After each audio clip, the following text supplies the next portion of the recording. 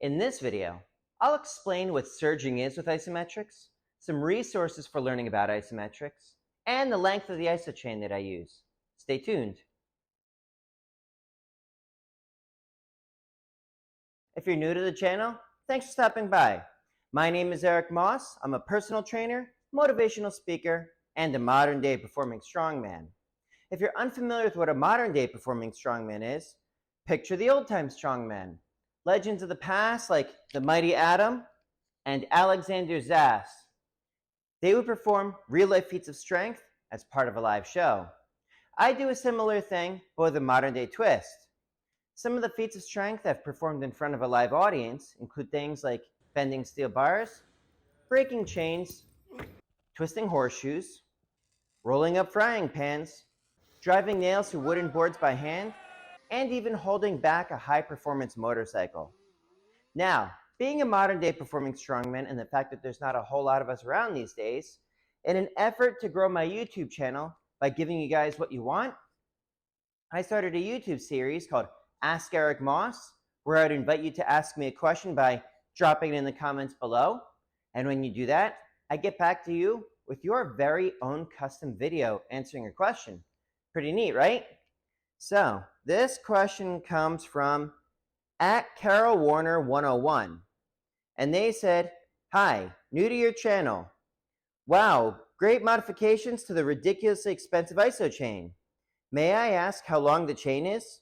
What sources for learning how to properly do isometric training do you recommend? Books, videos, etc.? Thanks a lot.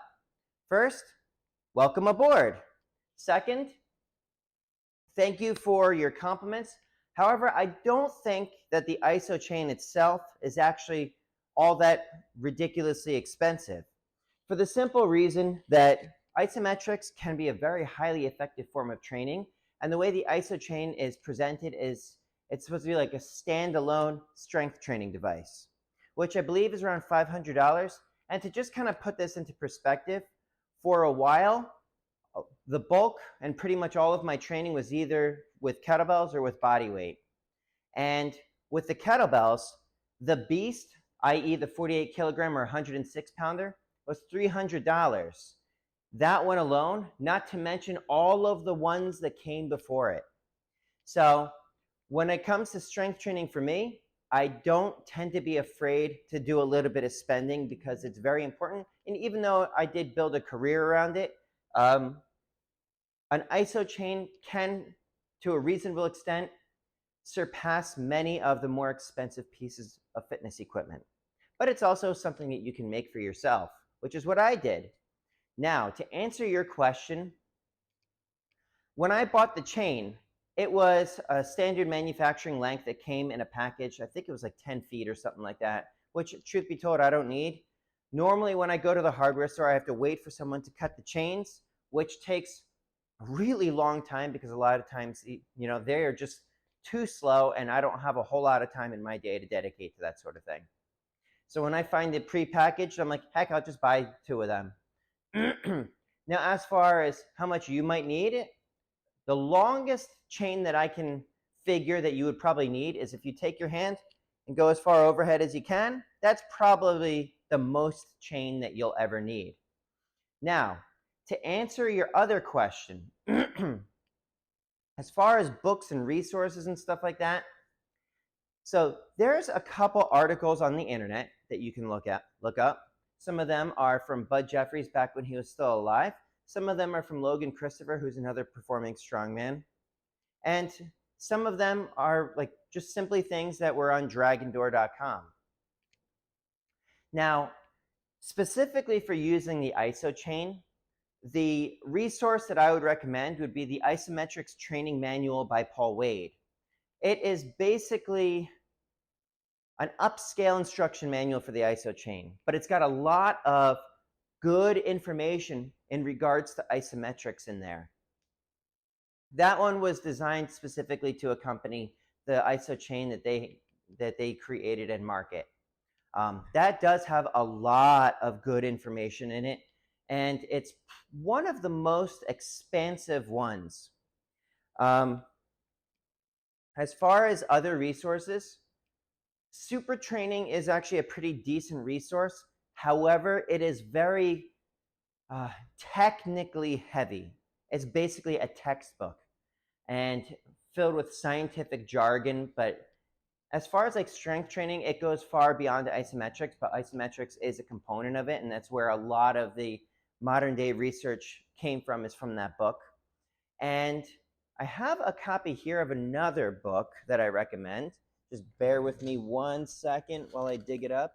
I actually don't know where I put it, and that really annoys me because I thought I had it out ready for this video. But anyways, the isometrics book that was by Steve Justa.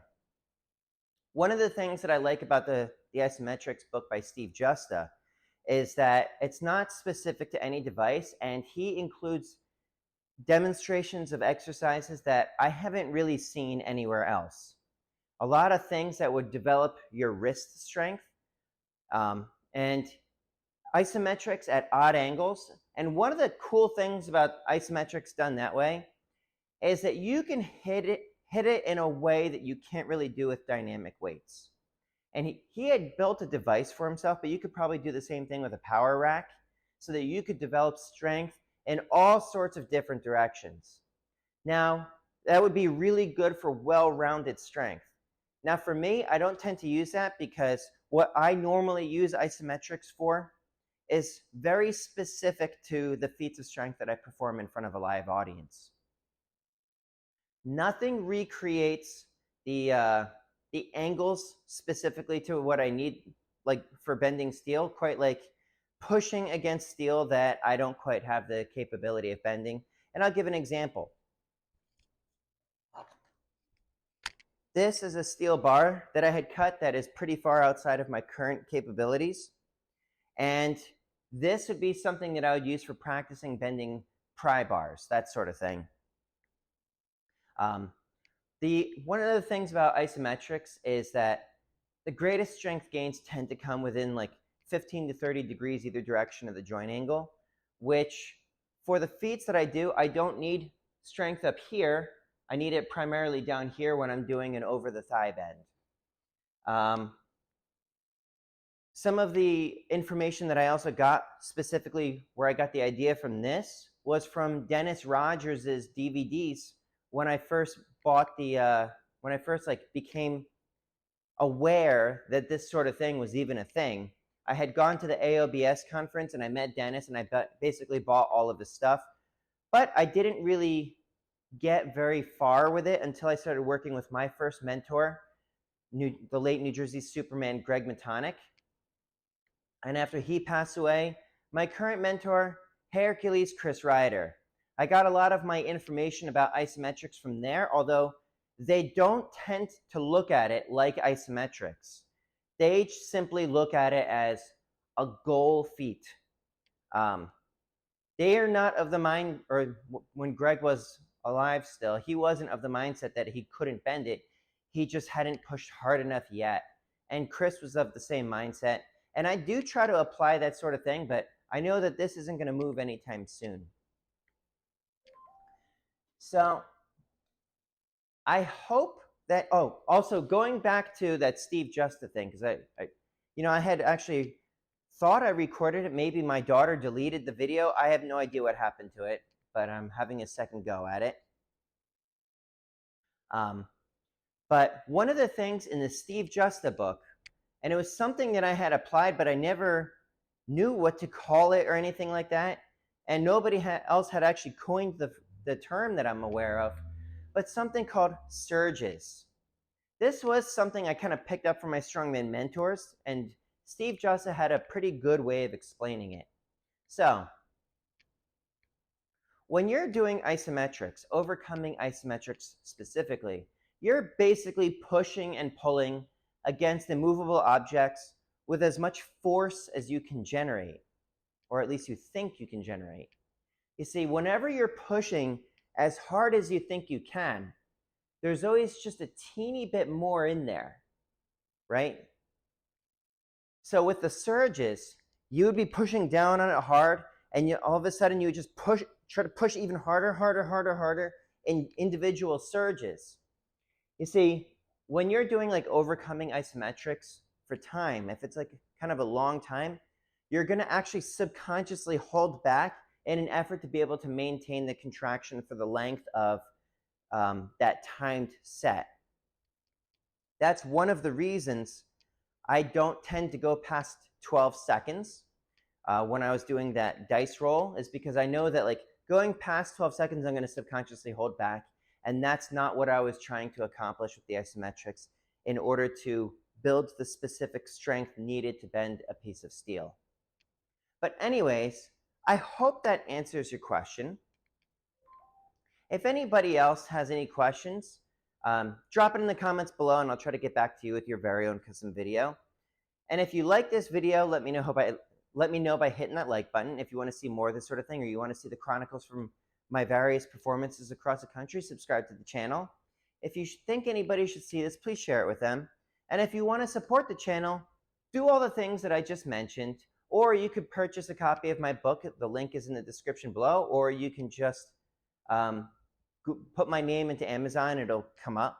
Or you can also pick up some coffee from goodforyoucoffeeclub.com, and if you do that, use the promo code MyPower10. That'll save you 10% on each order you use that promo code for. But in the meantime, that is it for today. Stay tuned for next time, and in the meantime, please stay happy, healthy, and strong. Eric Moss, over and out.